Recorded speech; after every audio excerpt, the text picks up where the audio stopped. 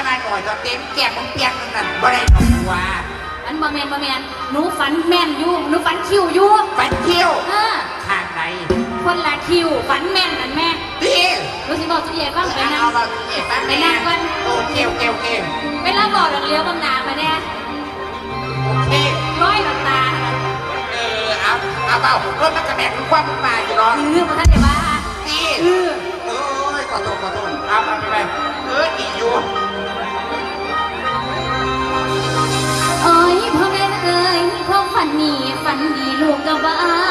ตามตำราว่าไว้คนเฒ่าเพิ่นจามนุษย์ในโลกล่าง